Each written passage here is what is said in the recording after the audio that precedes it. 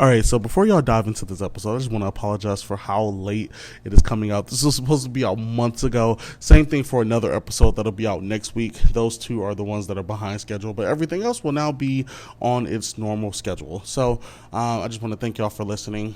There's been a lot kind of going on that has been holding me back, but I really am excited to continue to try to push myself into the position where I can make this type of content as a full-time career and be truly devoted to all of the passions that I have in the speech and debate community. So I'm super thankful and super excited. And for those who do want to support or plan to support or even have supported, you can go to my Buy Me a Coffee website. You can literally support for as little as $5 a month. There's like extras and there's all types of great things that are on that site that are just exclusive to you. So including an extra that's on this episode. So I really appreciate it, and I'm just grateful and thankful for everybody that has been there for me with everything that I'm doing in the speech and debate community, and I'm excited to see where the future goes. I hope you enjoy this episode. I think it's going to be a really good one. It's definitely one of my favorites. Man, that's crazy. It's just crazy to think about the fact that it's even one of my favorites because there's so many. I have so many episodes, but I really did like this episode, and I'm excited to see where things go. So yeah, if you want to support me, feel free. The link is in the show notes at my Buy Me a Coffee website. And other than that, enjoy the episode. I will talk to y'all later. Check me out. All right, bye. What's up, everybody? It's Dante, aka the Forensics Guy, and you are listening to the Forensics Experience, the podcast where we discuss topics of the speech and debate community with the world's most influential coaches, students, and alumni in the activity. And today, I am so excited, y'all. Y'all have no idea. I love this. I'm always excited, but I'm even more excited because this is like one of my first I think my second time or third time, like doing an episode with more than one person. I love the dynamics of that. It just makes it a little bit more fun for me. So I'm super excited to be sitting with Sophia and Saranya Singh, two amazing people from Pep Talk Debate. But as usual, I can't even do the introductions justice, so I'm going to give them an opportunity to introduce themselves. We can start off with Sophia. Sophia, let us know who you are and what do you do in the speech and debate community? Hi everyone, I'm Sophia. I do Lincoln Douglas debate primarily on the national circuit. I lead Pep Talk with Saranya, and we also lead another organization called Women in Debate, which is like Pep Talk's sister organization. Oh wow, that's awesome! I didn't know you lead that too. That's so cool. Awesome, nice. I'm learning even more things. This is awesome. All right, go ahead, Sarania. Yeah, so I think Sophia covered a lot of it, but yeah, I also do varsity Lincoln Douglas debate, mostly on the national circuit. I work with Sophia as president of Pep Talk and as president of Women in Debate, both two amazing organizations. And outside of debate, I also, outside of the national circuit of debate, I also help out with my school's debate team. I'm the president of my school's speech and debate club, Mission San Jose High School in California. And I'm always just, trying to expand my reach in the debate community through a lot of different ways, including Win and Pep Talk. I love it. Are you both in California? Yeah. Yeah. Okay, We're I like didn't the know if same you were. person. I'm assuming you're teammates, right? No, we're not. We're Well, actually Oh, from you're not. different schools. yeah. Mhm. Okay, awesome, nice. I love it. So this I think is just going to be a really great episode for the listeners because I'm excited to talk about a couple of things and just really kind of just go off on so many tangents. Okay, so first, I know that the biggest question that a lot of people want to talk about, and whoever feels free to answer it, is what started Pep Talk? How did this even get started? What were the inspirations for it, and why is it here? And yeah, why are you doing this as a whole? I can take it first unless Sophia wants to. You can have it. Okay. Well, I think one thing that I find a little bit extra magical about Pep Talk and a lot of other organizations is that Pep Talk has been around for like a considerable amount of time, given that it's like a student-run organization. The torch has really been passed, like along for quite some time. So I don't know who actually started it first, but I do know that the mission of Pep Talk has always been to help low income and small school debaters through sort of a peer-to-peer mentorship program, very much focused on students, student leadership, student mentorship, and things of that nature. I think why I do Pep Talk, and I think everyone's answers might be different here, but why I do Pep Talk? Well, I was a mentee. That's kind of how I discovered Pep Talk, and then it's just like it's a really nice experience being a mentee, and I think a lot of people find that really inspiring, which is why a lot of our mentors and a lot of our board members, like in my case, then they used to be mentees at one point, and that's really kind of like the inspiring point because I think I personally have gotten a lot out of this organization, just like a lot of other people, and that's what kind of inspired me to take on more of a leadership role. So I think I also want to add on to that. I think like pep talk is definitely just for not only like teaching, but also for a community aspect. I think in debate, it can be really, really hard to break into like an inner circle of all the people who kind of know each other. And I think part of what makes these peer mentoring organizations so powerful is because I think that they can just connect people who don't really have the resources to like be in the know with people who can just help them reach out and make new friends. So I was also a mentee for Pep Talk, and I think that a lot of our mentors actually start off as mentees, and I think that shift from like being the one who is taught to imparting what you have learned from as a mentee to teaching as a mentor is just like a really nice feeling. I love that answer, both of those answers. So I think that this is really interesting because it immediately gets me to think of one thing that I remember in my coaching career, and one of the like really primary things that stuck out as you were talking was I remember.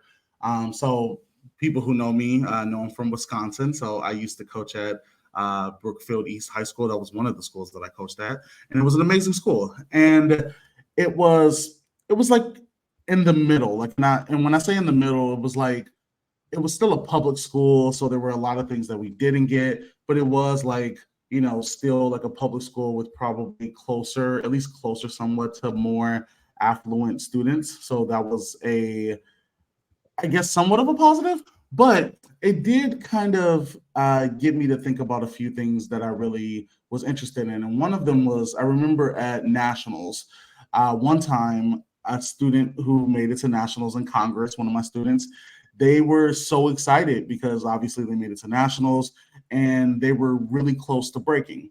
And he had a conversation with me. He was like, okay, Dante. He was like, I finally understand how this all works.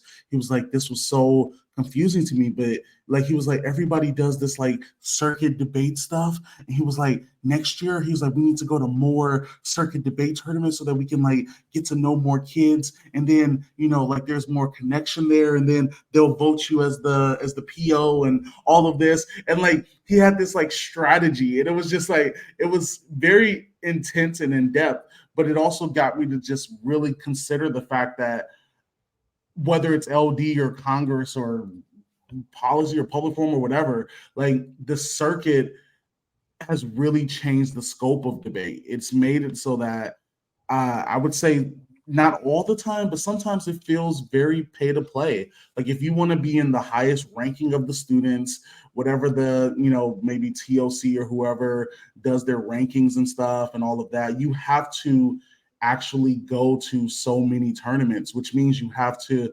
spend a lot of money in order to even be considered in these rankings and have the ability to do so. So I don't want this to turn into my own personal soapbox. So I want this to lead into a question, and that question is: with even considering that, is that something that you have thought about, as well as being a mentee, or sorry, yeah, being a mentee in Pep Talk before you were mentors? I'm sure that you might have had to look at this whole financial thing as potential challenges as well. So how did you overcome that, as well as how do you navigate through it as a former mentee and now a mentor into the space of pay to play debate? Yeah. I can take that question if you want, and then Sarani, you can answer after me.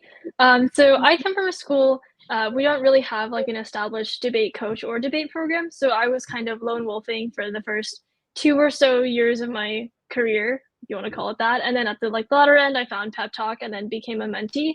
I think there's a lot of like learning by doing, just like, when you show up to tournaments, even if you get out early, you make the best of it. You stay until like finals, you flow every round, you take notes, that kind of stuff. There's like watching YouTube videos online, but it can be kind of hard if you don't really know anyone who knows how to debate, or if you're not like in those communities. So I think something like Pep Talk has been trying to do is just like reach out to people. And I think we've been like doing a pretty good job because I know that some of our mentees are from states that aren't super big in debate. Like I know California, Texas, and like the East Coast is usually pretty major with debate, but we also have people I think from places like Minnesota, Arizona, Nevada. And I think it's just really nice that we're able to reach people from there because I know not maybe everyone has the resources to hire a coach for their school or get like online coaching from somewhere too. Yeah, and what I kind of wanted to add to, like, my own experience was, the school you're describing, that's, like, word for word like my school is that, like, we are a public school, but we are, like, the students are definitely on, the more affluent side, so it really creates this weird dynamic because we have this, like, incredible privilege of, like, I can afford debate coaches, I can afford debate tournament costs, but then also you're grappling with, like, the struggles of, like, a public school system, very little like school funding, and things like that for a school's debate team. So that's definitely been something that's like been on my mind when I joined debate, like back in 8th, ninth grade. And again, it's so weird because like I can join debate early because I have this privilege, but then also it's like weirdly hard because it's like a public school. But it's like a very layered problem, and there's like just like obvious problems out there, which is like tournaments are so expensive, which is why I'm just so incredibly cannot describe how proud I am of women in debates. Like we launched these initiatives to pay like tournament fees for low income debaters and scholarships, and those are still open if anybody wants to apply. Anybody listening. But yeah, so those are some like really amazing changes that I think are starting to get implemented. But at the same time, like you think about how like a lot of public schools in my area too, it's like they don't know that like the circuit is different. So if you're a student coming in and you want to compete on the circuit, you kind of rely on your school being able to go to circuit tournaments. And it's like some tournaments, they allow independence, but a lot of times if you want to go as independent and your school has a debate team, you still need like you need to go through your debate team because you can't just get because the principal is not going to give permission because you have a debate team. So you should be going through the debate team, but the debate team doesn't go to the circuit tournaments. And also like there's like you were saying like rankings, like NSDA points. You need a coach to enter your NSDA points. And like a coach needs to be like funded by the school, and it like all of it like it gets very very confusing. And those are some structural issues that I don't even know that it's debate's fault. Maybe it's just like the world's fault, capitalism, whatnot. But yeah, and like Sophia was saying, I think that like a lot of these student organizations have been making really big steps in addressing these problems, just in like the connection side. But I do think it's still an issue that I wish we had a perfect solution to, that I don't think we're ever going to find one. But yeah. To That's a really briefly great add on point. to that. Oh, go ahead. Okay. Oh, I like really agree with that point because I got into debate because I was like lucky enough to go to debate camp. I don't know if they have these in like speech or Congress, or they might have some version of it, but they're basically like you have 3 weeks with like some of the best debaters in the world, and they teach you, and it's like residential. It's also super duper expensive. So that's what like the Woman in Debate scholarship tried to cover, where it's like we gave full rides to some number of people to go to them. But I also recognize at the same time, if you don't have the resources to go to these debate camps, you might be like, hey, I just went to Berkeley as a novice. It was like super traditional. I got to talk in front of parents and I entered as varsity, and now everyone's talking fast. So I think that kind of like lack of information and communication is kind of a super big barrier for people who don't really know like what is the national circuit, what makes it different, like how do I qualify to the TOC versus NSDA or NCFL, I think CatNats. Yep. And the other thing, yeah, Saranya said about rankings, definitely those, because it's $150 just for your school to sign up every single year as a membership, which I think is better for for schools that have large institutions. But then if you're the only debater from your school, you want those points, you're going to be the one covering those $150. And also the way that they measure points is also just through how often you compete.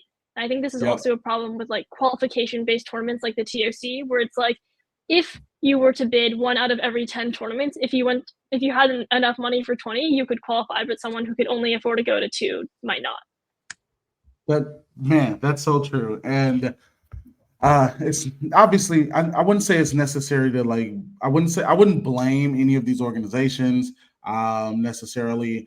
I also, just even mentioned that just got me thinking because I was just talking to today about how there's literally like There's probably more. I just have to do more historian search, but off top, I could think of 8 different national organizations for speech and debate for high school and under. Like it's growing and it's bigger. NSDA is obviously like the largest, but there's TLC, NITALK, and there's stuff like STOA and NCFC and all that stuff. But back to what you were saying is the first thing is for those listening, we will make sure there's a link in the show notes. So if you do want to apply, please do. They are literally standing with money in their hands right now, and they're just like, take it. Just take it, so that you can go to these tournaments. We definitely want to help you and make sure that you have that ability to go because someone deserves that opportunity. So let's make it happen. Also, the thought about capitalism, right? So this isn't exclusive to speech and debate, and that's what I have to remind myself is that I play basketball, so I know that the same concept. If you have enough money to hire the private coaches, if you have enough money to travel with your AAU team or something, if you're able to spend money on the more expensive ones, you can go to better games with better competition and have better opportunities to do better and better in that specific circuit. So it's the exact same concept. I had when I used to coach in Los Angeles, I had students who literally we traveled every weekend, and it was just it crossed my mind thinking about how these students were able to pay I think the school we charged them a flat rate of $450, because it was included everything travel and hotels and stuff. So they were traveling every weekend. So that's 450 every weekend. Plus their private coaches they had on the side. I wasn't even really working with some of them. It's just crazy having all of that opportunity and privilege. And I mean it worked out well because they ended up with some very top debaters, but it definitely shows how money can change things in a lot of ways, and it doesn't change everything. There are definitely people who have tons of money who will never be great at debate. We can name some, but it definitely will help a lot of people in a lot of ways. So the thing that I immediately want to get into, because we talked a little bit about PEP, is knowing that this new thing I learned about women in debate and knowing that you all have a hand in that too. First of all, it makes me so proud to just see students in the speech and debate community. As I even mentioned before this episode started, you're doing so many things in the community and you're starting so many things and really making the community a significantly better place. And I appreciate that so much from literally the bottom of my heart as someone who has been doing speech and debate forever. I want to see this activity continue to get better. And I appreciate all of the efforts that you're putting into it. And I want to talk, because I'm sure people are wondering okay, what is this women in debate thing? So what exactly are you doing with women in debate? How similar is it to Pep Talk? And what exactly is going on here? Sophia, do you want to take those off? Oh, okay, I can take it then.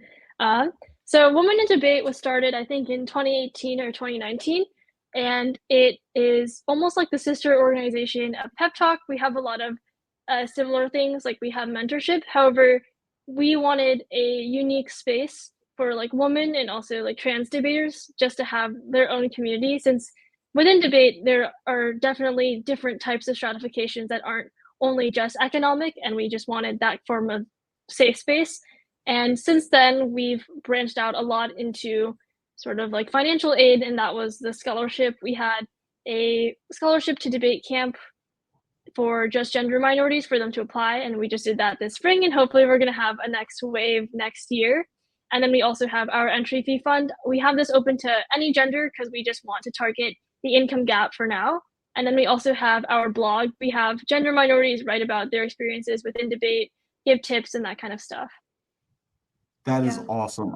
Oh, sorry. I know Saranya might want to go, so go ahead. No, I was just gonna say, I think Sophia covered it very well. I just wanted to say the emotional aspect of it is Pep Talk is really an amazing organization, and I think it does a great job in the mentor menteeship part. But there really is something very magical about when just earlier today, I was reading an email that one of our regional coordinators sent out saying like, like we need this mentee to be repaired. Sophia's smiling because I sent out the group chat and I was like, oh my gosh, I love this. Anyway, she sent out an email that was like, oh, like we need this like mentee repaired. Like, can you take it?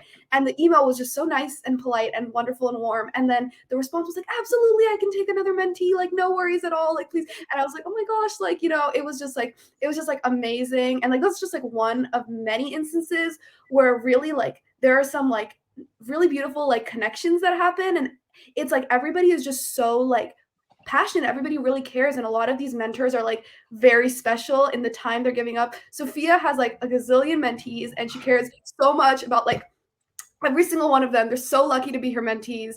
And we have so many people like that. And it's like that itself is also just like a really crazy thing that makes me really happy to be involved with WIN. But yeah. I love that, man. I love that so much. And it makes me smile to know that like, even as you were talking about that, you're smiling and just seeing how more people in the community are growing to like love this activity so much that they want to continue to give back. It's just amazing to me. I think it's even like a coinky dink that like this episode I'm recording. Well, this episode is going to come out the week after I wow, I'm literally blanking out. This is crazy. Oh my gosh, I feel so bad. Like if she's watching this, I feel so bad. But I just had the person who did the Debate Like a Girl piece on, and I am so like my mind is literally, oh my gosh, what? Why is I don't? It's okay. It's okay. You know what? The episode is going to literally watch me figure out her name because I swear I know it. And all right, here we go. Give me 1 second. Because now I'm gonna feel even worse if I don't say her name. Ella. Yes. Oh my gosh. Thank you, Ella.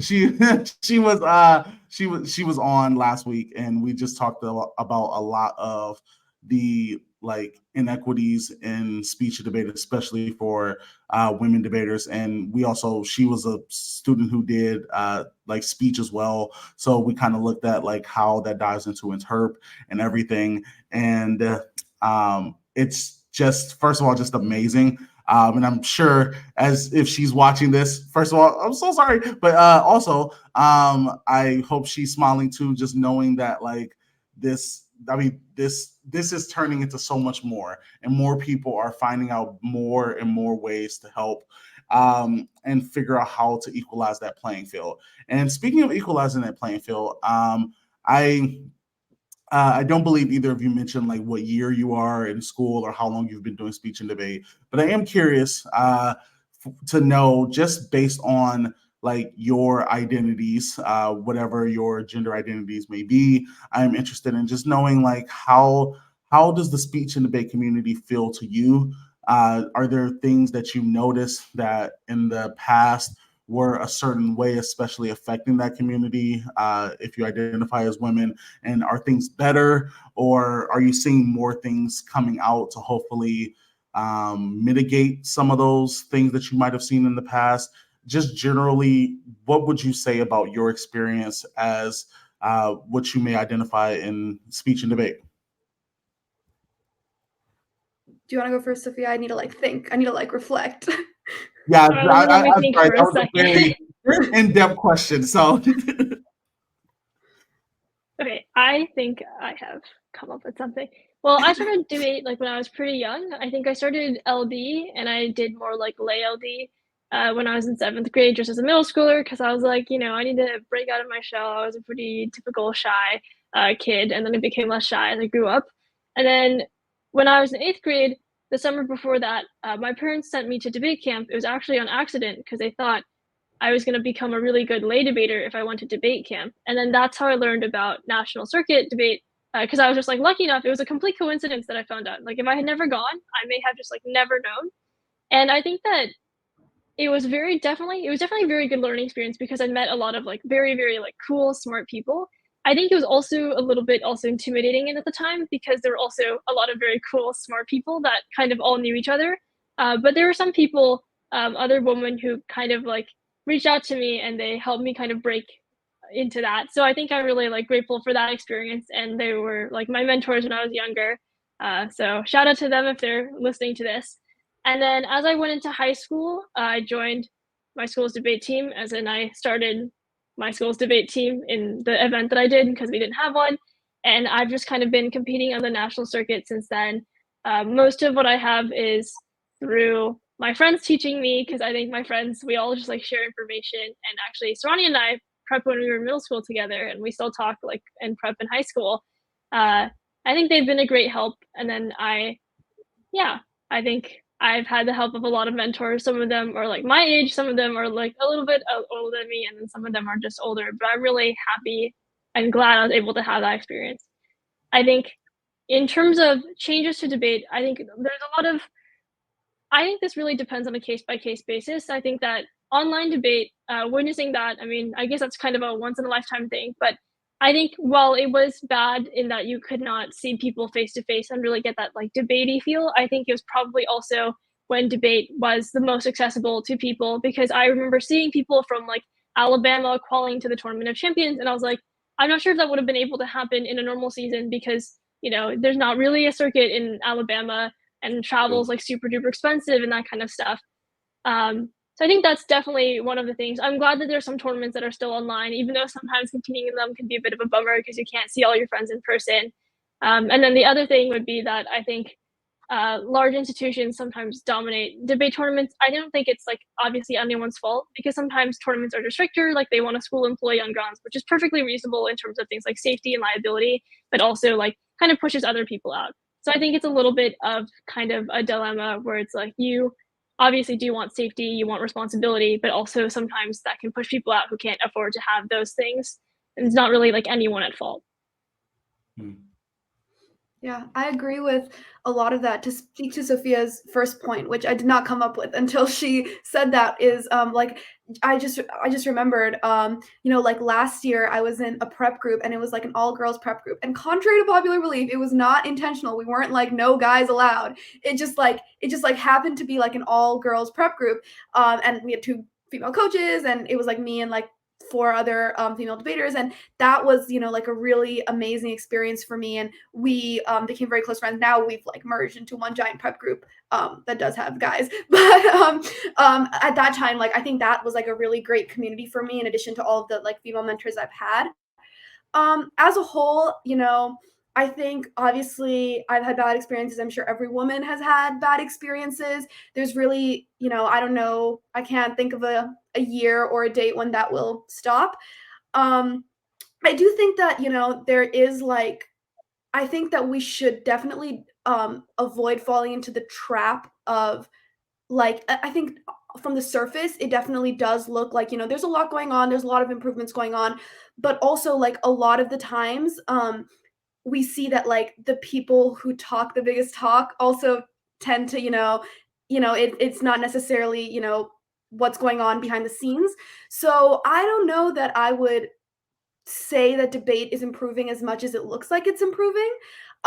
Which is not like, I don't mean that as like a cynical view. I think it is improving. And I think the whole world is improving. But like, I do think that like, kind of an irresolvable issue is that like, there really needs to be like a lot of things done in those like back room type situations, because debate is like this weird place where like we were talking earlier how everything like happens through connections, and in that same context, like the worst situations happen in those like behind the scenes things that are very very difficult to control. So like there's a value in like the things we're doing outwards, the things like we're doing to raise awareness and things like that, but also like it's really about those closed door conversations that a lot of the times is just with like men in one room, and that's a lot of the times the thing that's the hardest to control, but also the thing that needs to be talked about. So yeah, I think I feel very happy with a lot of my experiences in debate. I love debate. I'm very lucky that nothing has happened to change my mind on that scale, but I do think there's obviously improvements can be made always. Go ahead. Oh, sorry, I keep interrupting you. But to add on to that, I think that I think that debate has this problem with sort of like idolization, where if you're good at debate, you are kind of put on a pedestal by other people. And especially like in dude bro culture, that can obviously go to its extremes. Because I think, it's an event for high schoolers and we're all going through turbulent periods of our lives. And sometimes that means like idolizing someone who has 10 TOC bids because you think that those are probably one of the most important things in your life at the moment. I think probably like the best way to combat this, I don't think it will completely solve the problem, is just having like responsible adults that can be held accountable. So I know like for large schools, they obviously do have like a lot more resources and it's like easier for them to compete. But I think that a lot of the value I find in them is that they have like school employees who are trained to work with children, who can shut down discussions that are bad before they actually happen. And that kind of regulation doesn't happen when you have private coaching, because with debate, the line between like competitor and coach is often not very clear, right? Maybe Yeah. next year, I'm a senior in high school, and so is Saranya, right? Next year we might go off to become coaches, and we're really only a year older, or maybe even less than a year older than some of the competitors. So I think that being distanced from that as an adult, who is like also an employee, is definitely like a good thing. Although I do realize it's not something that is like easily achievable, since that also means that small school debaters will have a really hard time existing. This is very true, and I appreciate that answer. Both of those answers, and there's a lot of things on my mind, and I really wish that these episodes could be like 9 hours and we could just sit and pontificate for a super long time. But I want to chop it down to a couple of things that immediately were in my head, and one of the things was I want to give some props to TLC, because I feel like whenever I think of circuit debate, I immediately think of TLC. And I know there's other circuit like debate things too, like Night Talk is technically circuit debate, and I think technically any other like for-profit thing is also like circuit debate in some stands. I just feel like TLC gets the butt of it because they're the largest, like the NSDA is the largest for like the nonprofit speech and debate sector. And I do appreciate them having their little I think it's called like a kind of an online series thing now. It's uh like a monthly thing maybe, and they do like kind of their own like bid tournament for a lot cheaper. I mean, $50 is still a decent amount, but it's not, but it's significantly cheaper. So that's awesome. I love that. And I also love that. I believe, I don't know how recent this was. If the owner of TOC is watching, then let me know. But I believe that they now, like, as long as like a tournament has a certain amount of students for speech specifically, you can get bids at like pretty much every tournament. Like, you don't have to like really apply to be a bid tournament anymore and stuff, specifically for speech, which is pretty awesome. So it just kind of helps level the playing field. And I think that will increase, obviously, their speech participation as well. But I appreciate that they do that. Also, the community thing really has me, because I love like how people are starting communities. And I mentioned this in the last episode with Ella. So those who listened to last week's episode, you would have heard this. But I am starting a Discord, and it would be out by this episode, where I just want to create a really big Discord and invite the entire community. Like, I want separate, like, I'm still not fully sure how Discord works. I feel old here, but I know that they have like different rooms and groups and stuff. So I want like a group for like, coaches, and a group for like, like women debaters, and like black debaters, and like black women debaters. Like, I want like very specific things that I think will help people build community, because I think that sometimes you don't always find people who look like you. Like, there's probably some kid who looks like me. He's just a black speech interp kid, and he just is like, why am I the only black kid competing in Ohio? Like, this is so tough. Like, I want to have that space for him, so that he meets other ones from other states that nobody can think of, like Maine and Washington or something, and meet those people and hopefully connect. I think that's super important. So the Discord will be created by this time, so I'm excited, and I hope more people join. And I want to make all of those different groups that I create a lot bigger. And then the idolization thing, I think that's super interesting, because it is true. Like,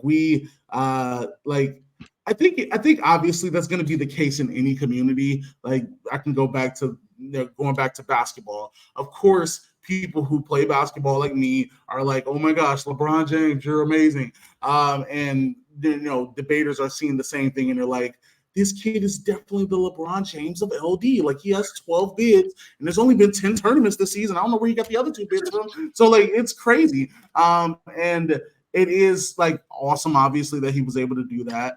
There's obviously some talks about privilege and him having the ability to even do that. If it was a him, I'm just like assuming because we were talking about bro debaters. But in this context, like I guess looking at the best answer to like kind of stop that was really good about like the coaching thing and like figuring out how to mitigate this as a whole so that we can start to just look at debate as an activity and not necessarily like idolize like different kids. And I also wanted to mention that I think it's very interesting how you see there's a big problem to me with the way schools have reputations, and I don't know what to do about that. But like I want to say not to call out anybody. I'm literally just gonna say the first school name that pops in my head, but like like Harker or something. Like you're at a tournament, and when you see that kid is from Harker, like you immediately are like, oh, this kid is better than like the other kids sometimes. Like, and I don't like that. Like, sure, they've done some success, and other schools have too, whatever. But like, there's a weird bias there, and I don't like knowing that bias exists because judges, especially like a lot of lay judges or parent judges and stuff, they are only considering like what's top tier based on like the outside like conversations in the community, and they're like, oh, I hear they're good, so like you're almost like there's almost a bias to just vote them up, and I don't like that, and I wish that there was a way to make that better. So it's definitely something to change. If you got an idea, you can like just like interrupt me right now before I go to the next question. But like yeah, go ahead. To say kind of a random thing that like is somewhat related to like the bias thing, but in the opposite way. I just wanted to, and this is like a hypothetical. I came up with this completely on my own and it could just be false. But I feel like one thing I've noticed is that like I think it's harder for female debaters to prove themselves in the sense that like if a male debater has like let's say like 2 bids, you're like, this is a good debater, I'm scared of them now, like whatever.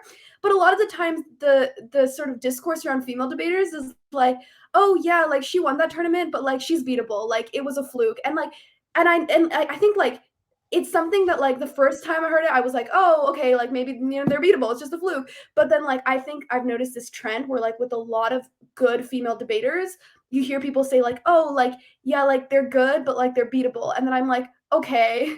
And then like, why is everybody losing to them if they're so beatable? But like, could be completely made up and could be like a biased thing that I no, but yeah, sorry. I love that you mentioned this. I think this is really interesting. There's a couple things that pop in my head of hearing this, so I want to make sure I address this in a good way. So the first thought in my head is, for lack of a better term, there is something to be said about like, I don't know, pretty privilege, and this comes from like women and men in the community. Like there's something about the debater, like when they are like they're dressed to the nines, they have the perfect like Ralph Lauren suit on, and they're like they have this look to them that looks like probably more like they could have starred in High School the Musical, the series type show or something like that. Like there's something that I do think that like is almost inherent, like a bias towards them. They're like, you're good because you play the part. And I think that happens. Like, I mean, I feel late, but I literally just today watched the OO by the one student who they did the thing, and like they were wearing the like crop tank top and the jeans. I don't know if you've seen it, but it's a really good OO. And the person, like they at nationals, they're talking about like how like we need to basically, I think it was called disrespectful, and they were like basically talking about how you need to like like disrespect the like status quo of how OOs are delivered. And it was so cool. And I like it because of the fact that the first thing that I thought about is like, oh, they're not wearing a suit. They're just like being like so much more normal than everybody, and they're going against the status quo. And it's crazy that a piece like that has to go against the status quo when that didn't necessarily need to be the status quo to begin with. So I have thoughts with that, but I do want to say that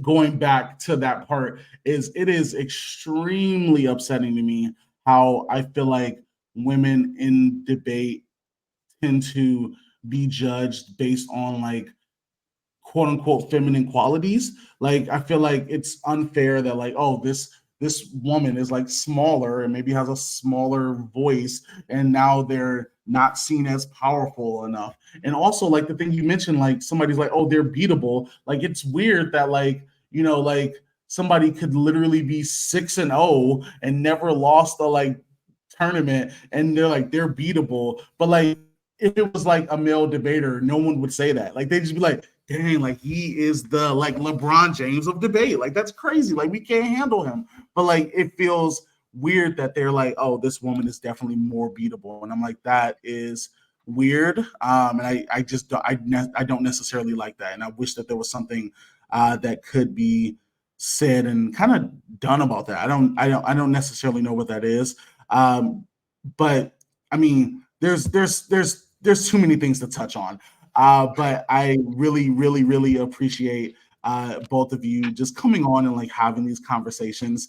And I always at least want to end with like one question that like kind of is a little bit more personal to you. So we'll end with this last question.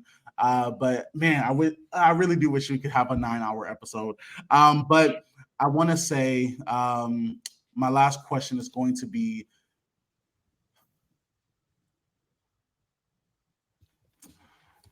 as speech and debate students, do you regret not doing a certain event? Is there an event that you didn't do? And I assume my assumption. This is just my assumption. I am very. I'm totally gonna get like beat up for like having this assumption, but I usually assume like someone who does LD only does LD. And I could be wrong, but I feel like LDers only do LD. Like they're like it's much more probable for a speech kid to be like, "Oh, I'll try PF and I'll try everything." But like if you start off in like LD for some reason, you're just like, "That's it. I'm not touching anything else." So like my question here is, do you regret not trying a certain event? If so, like what event do you wish you would have tried? Is it poetry? Is it DI? Whatever. Do you regret anything in your career in terms of trying different events out? So, Ronnie, do you want to go with your regrets first? Yeah, I can go first. I don't know that I did want to do like HI for a really long time, and I still think it would have been really fun. And I think I would have really liked it. But I don't know that I think it's because, to answer your assumption, it is true, I think. And I think it's because LD and PF2, and I think a lot of debate events, they're just so much work that like you just can't find it in yourself to like do anything else related to speech and debate. So like, and if I had to choose one activity, because I've spent this long in LD, I do love LD as a whole, and I think like I'm a fan of a lot of things. I'm a policy debater, so people will be like, what? But like I just love the concept of theory and LD. Like that's the reason why I couldn't do PF, is because I just think theory is so cool, and I have all these philosophical thoughts about how theory is like meta and like debate and very cool. But yeah, so I really love those like unique aspects of LD, and I love debate. I love arguing, I guess.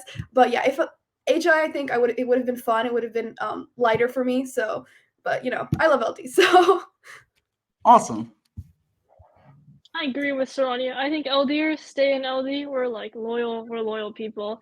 I mean, I think for me doing like PF and policy, they weren't ever really options because I would not have anyone to really do them with at my school.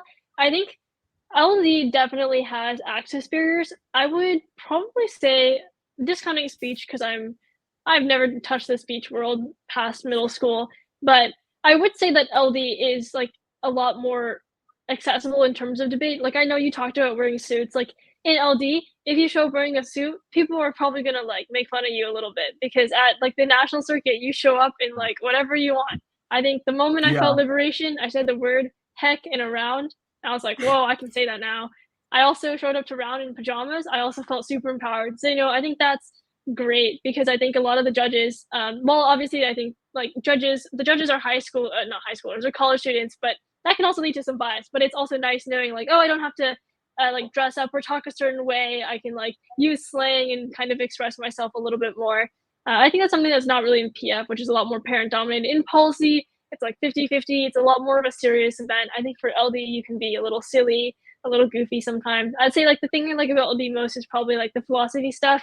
I'm a debater. I love that value and I love that value criterion and the standards and all the other like ethical philosophy stuff. So I don't think I could really give it up for a different event. As for speech, I don't know. I think doing HI would be pretty fun because I think I'd definitely have to push myself since I'm a pretty monotone person half the time. But I think it'd be fun to do. Nice.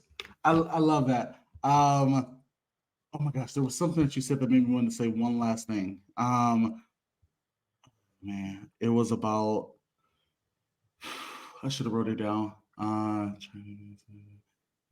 Oh, the clothing thing. I find it very interesting, and I love it. I love it with a passion because I like.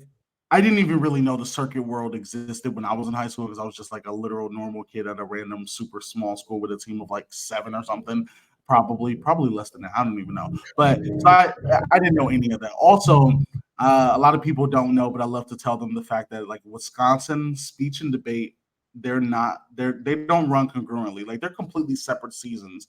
For most schools, they're like separate teams. Like I knew we had a debate team at my high school, but like I had no idea it was even remotely related to what I did. Like I just thought there was just another random group of kids doing a whole different activity. So for us, like I remember like the one thing I really hated when I was a kid and even as I was like slightly becoming a younger adult was just I was like, why is there this weird expectation for you to wear like a whole like 5-piece suit and why do you have to like look this way and do this thing and there's obviously some merit to it, I guess. Like I mean, like when I think about the NSDA, for example, the NSDA has it like that because of the fact, like it's basically all right. We know who's giving us, donor stuff, and like these kids in suits look really nice to these like white dudes with big pockets. Like that's great. That's awesome. Like keep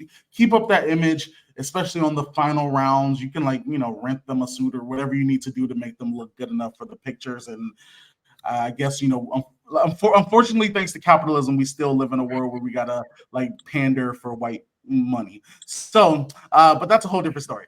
But I will say that I am glad to know that like that is changing a lot. Like I've seen different policy and PF and LD tournaments too, and I'm like, oh, like these kids aren't necessarily wearing these like really dressed up suits and stuff, and I think that that's awesome, and I love that that's changing because it's opening the scope of accessibility is the number one thing. Like you don't have to worry about, like having to like afford this type of suit just to do this thing. And I know a lot of people are like, oh, Goodwill, but I'm like, even suits at a Goodwill can still be pretty expensive. Like, I mean, like I don't think people understand like what poverty is. Like, I mean, if you're really poor, like a $25 suit from Goodwill is still a lot of money. Like that could have been, lunch for a couple weeks or something. Like, so that's a real thing to consider. But I'll digress because I don't want to turn this into too long. But I will say, for everyone who is listening and they are like, oh my gosh, like Sophia and Saranya, they are the most amazing people ever. And I need to get to know them. I need to like join one of these things like PEP, like Women in Debate. Like, oh, there's so much. And they want to be a part of it. How do they get in contact with any of the organizations? How do they find you? We've got websites for both, and we've also got social media for both. We're also reachable by our own personal like social media most of the time. But yeah, we've got emails, we've got websites. We can probably link those below if you want. I don't remember Absolutely. the exact, slightly different. It's okay if you don't fully remember. We'll definitely obviously link those. So make sure you're looking at the bottom. We'll make sure they're linked for you. So if you want to uh, get that scholarship, you forgot about that. Make sure you get that scholarship, get that money. Also, if you just want to get some mentorship or whatever it is, reach out to Pep Talk or Women in Debate, and I'm sure they will be able to help you. So for those who are listening, this is pretty much it. Unless you are a supporter, if you're a supporter, you'll get to watch our separate episode of just a quick couple games. We'll play some different games and things of that nature. So I hope you enjoy that, and I hope it'll be fun for those who do support. And I appreciate your support. This will help me hopefully get to that dream of making sure that content creation and speech and debate is my full-time job. That's awesome. That'll be really cool. So I hope that you're able to help me get there. And thank you so much. And as usual, I have no idea how to end these episodes. So I'm just going to say peace out.